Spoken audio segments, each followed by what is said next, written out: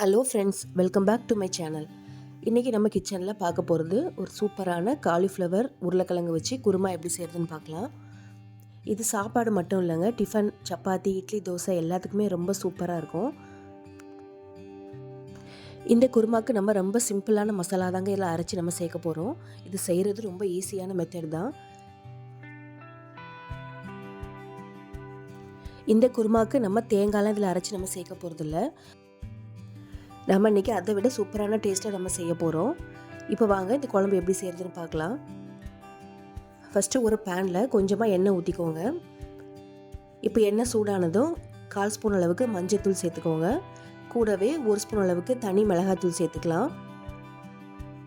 இப்போ இது கூட 1/2 ஸ்பூன் அளவுக்கு உப்பு சேர்த்துக்கோங்க.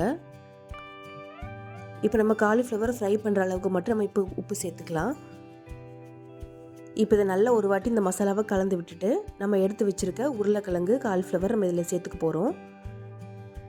நான் அன்றைக்கி 2 பெரிய சைஸில் உருளைக்கிழங்கு சின்னதாக கட் பண்ணி எடுத்து வச்சுருக்கேன், அதை இதில் சேர்த்துக்கோங்க. கூடவே க்ளீன் பண்ணி வச்சுருக்க காலிஃப்ளவர் இதில் சேர்த்துக்கலாம்.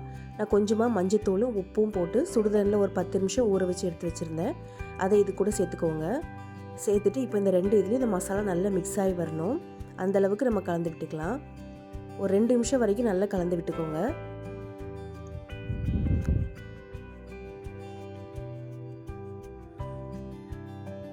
இப்போ பாருங்கள், உருளைக்கிழங்கு, காலிஃப்ளவர் 2-3 நிமிஷம் நமக்கு நல்லா வெந்து வந்துட்டுருக்கு. இப்போ இதை நம்ம தனியாக எடுத்து வச்சிடலாம்.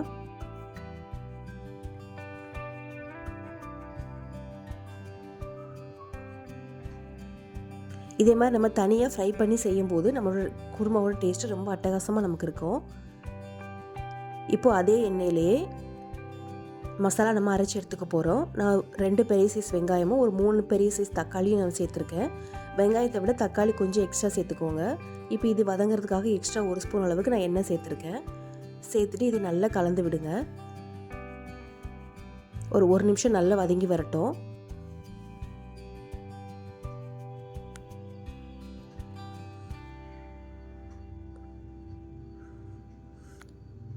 இப்போ பாருங்கள், வெங்காயம், தக்காளி ஒரு 1 நிமிஷம் நல்லா வதங்கி வந்திருக்கு. இப்போ இது கூட ஒரு கைப்பிடி அளவுக்கு பூண்டு சேர்த்துக்கோங்க. கூடவே ஒரு 2 இன்ச்சு அளவுக்கு இஞ்சி சேர்த்துக்கலாம். உங்கள்கிட்ட இஞ்சி பூண்டு பேஸ்ட் இருந்தால் அதை கூட இதில் ஒரு 1.5 ஸ்பூன் நீங்கள் சேர்த்துக்கலாம். கூடவே ஒரு கைப்பிடி அளவுக்கு முந்திரி பருப்பு சேர்த்துட்டு வெங்காயம், தக்காளி வதங்கிறதுக்காக 1/2 ஸ்பூன் அளவுக்கு உப்பு சேர்த்துட்டு இப்போ இதை நல்லா வதக்கி எடுத்துக்கலாம். இப்போ சேர்த்துருக்க நம்மளுக்கு வெங்காயம், தக்காளி, பூண்டு, இஞ்சி எல்லாமே நல்லா நமக்கு வெந்து வரணும். இப்போ பாருங்கள், நமக்கு ஒரு 3 நிமிஷம் நல்லா வெந்து வந்திருக்கு. இந்த அளவுக்கு வெந்தால் போதும். இப்போ இதை நம்ம ஒரு மிக்ஸி ஜாருக்கு மாற்றிக்கலாம்.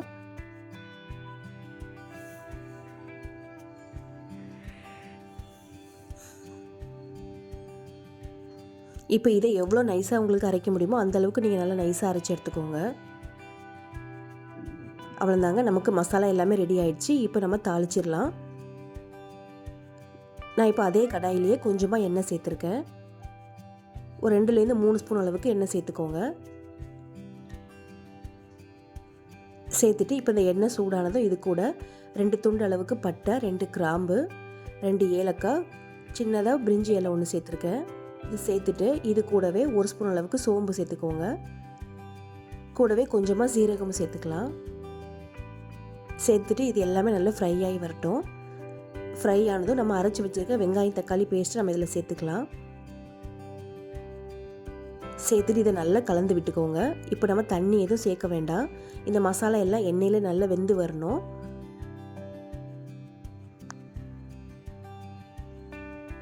இப்போ பாருங்கள், நல்லா கலந்து விட்டுட்டு ஒரு மூடி போட்டு ஒரு 2-3 நிமிஷம் நல்லா நம்ம இந்த மசாலாவை வேக வச்சுக்கலாம். பாருங்கள், ஒரு 3-4 நிமிஷத்தில் நல்லா நமக்கு இந்த மசாலா வெந்து வந்திருக்கு. இப்போ இது ஒரு வாட்டி நல்லா கலந்து விட்டுக்கோங்க. இப்போ இதில் நம்ம குழம்புக்கு தேவையான மசாலாலாம் சேர்த்துக்கலாம். 1/2 ஸ்பூன் அளவுக்கு மஞ்சத்தூள் சேர்த்துக்கோங்க. கூடவே தனி மிளகாத்தூள் 1 டேபிள் ஸ்பூன் அளவுக்கு சேர்த்துக்கோங்க. நானே காஷ்மீர் ரெட் சில்லி பவுடர் சேர்த்துருக்கேன், நீங்கள் தனி மிளகாத்தூள் சேர்த்துக்கோங்க. கூடவே 1-1 1/2 டேபிள் ஸ்பூன் அளவுக்கு மல்லித்தூள் சேர்த்துக்கலாம். மிளகாத்தூளை விட மல்லித்தூள் கொஞ்சம் ஜாஸ்தியாக சேர்த்துக்கோங்க. இப்போ இது கூட அரை ஸ்பூன் அளவுக்கு சிக்கன் மசாலா சேர்த்துக்கலாம். நீங்கள் இதில் கரம் மசாலா கூட சேர்த்துக்கலாம். ஆனால் சிக்கன் மசாலா சேர்க்கும் போது உங்களுக்கு கறி குழம்பு டேஸ்ட்டில் ரொம்ப சூப்பராகவே வரும். கூடவே இந்த குழம்புக்கு தேவையான அளவுக்கு உப்பு சேர்த்துட்டு நல்லா வதக்கி விடுங்க.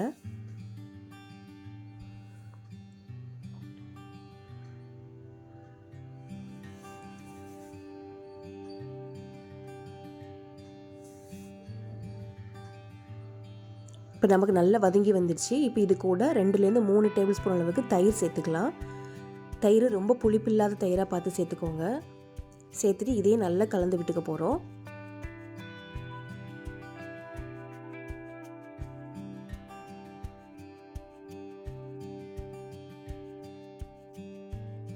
இப்போ இது எல்லாத்தையும் நல்லா கலந்து விட்டதுக்கப்புறமா நம்ம இந்த குழம்புக்கு தேவையான அளவுக்கு தண்ணி சேர்த்துக்கலாம். நமக்கு எந்த திக்னஸில் வேணுமோ அந்தளவுக்கு நம்ம தண்ணி சேர்த்துக்கலாம். நான் ஒரு 2லேருந்து 3 கப் அளவுக்கு சேர்த்துருக்கேன். சேர்த்துட்டு நல்லா இதை கலந்து விட்டுக்கோங்க. கலந்து விட்டுட்டு இப்போ நமக்கு இந்த மசாலா கூட பச்சை வாசனைலாம் போகணும். அதுக்காக ஒரு 2-3 நிமிஷம் நல்லா கொதிக்க விட்டுருங்க. இப்போ பாருங்கள், நமக்கு இந்த மசாலாலாம் சேர்த்ததுக்கப்புறமா நல்லா அந்த எண்ணெயெல்லாம் பிரிஞ்சு வர அளவுக்கு நல்லா கொதித்து வந்திருக்கு.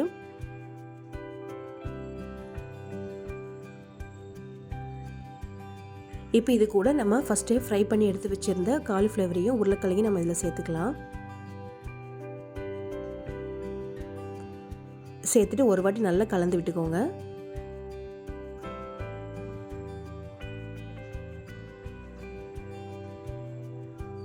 இப்போ நல்லா கலந்து விட்டுட்டு இப்போ இந்த காலிஃப்ளவரும் உருளைக்கிழங்கும் நல்லா நமக்கு வெந்து வரணும். அதுக்காக ஒரு மூடி போட்டு ஒரு 6லேருந்து 7 நிமிஷம் அப்படியே விட்டுருங்க. அதுக்குள்ளே நமக்கு நல்லா வெந்து வந்துடும்.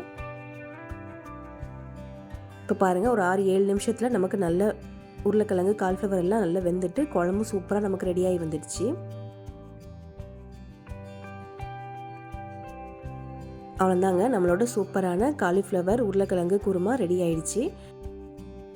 இந்த குருமா சாப்பிட்றதுக்கு நம்மளுக்கு சிக்கன் மட்டன் குருமா சாப்பிட்ற மாதிரி டேஸ்ட்டில் இருக்குங்க. கண்டிப்பாக அதை ஒரு வாட்டி ட்ரை பண்ணி பாருங்கள். இது சப்பாத்தி, இட்லி, தோசை, தேங்காய் பால் சாதம், நெய் சாதம் இதுக்கெலாம் ரொம்ப சூப்பராக இருக்குங்க. கண்டிப்பாக ட்ரை பண்ணி பாருங்கள். என்னோடய வீடியோ உங்களுக்கு பிடிச்சிருந்துன்னா மறக்காமல் சப்ஸ்கிரைப் பண்ணிவிட்டு இந்த வீடியோக்கு லைக் பண்ணி ஷேர் பண்ணுங்கள். தேங்க்ஸ் ஃபார் வாட்சிங்.